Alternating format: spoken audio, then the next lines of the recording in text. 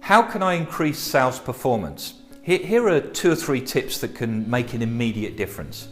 The first tip is to separate your prospecting activity from your appointment making activity, because it's important to recognize they are completely different activities, each with completely different outcomes.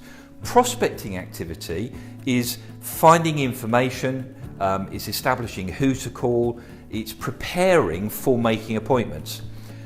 Appointment making is the act of actually making the appointment.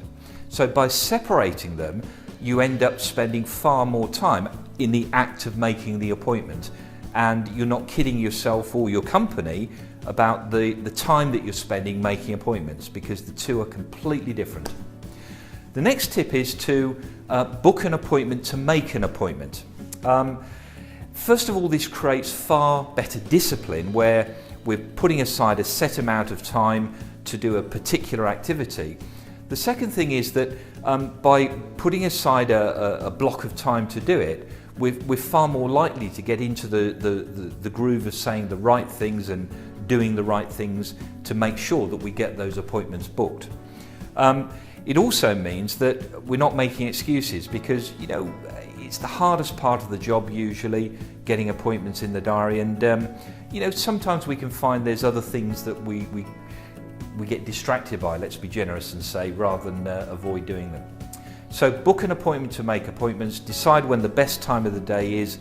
You can actually monitor and track that over the period of weeks and months, so that you're clearly setting aside the right amount of time at the right time. The third tip is, when you're in the needs analysis process of a sales meeting, is to refer to a checklist of questions. And you can split that down into 3 sections: those I must ask, those that I should ask, and those that I could ask, to make sure that you get the critical information even if you've only got a limited amount of time.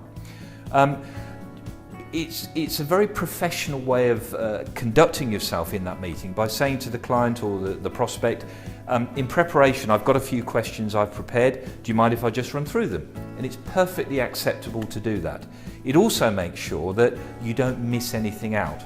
Particularly if you've been in sales a long time, we get used to our favourite questions, or we tend to think that we know the answers to certain questions, and having that little checklist in front of you makes sure that you do get all of the questions that you need asked.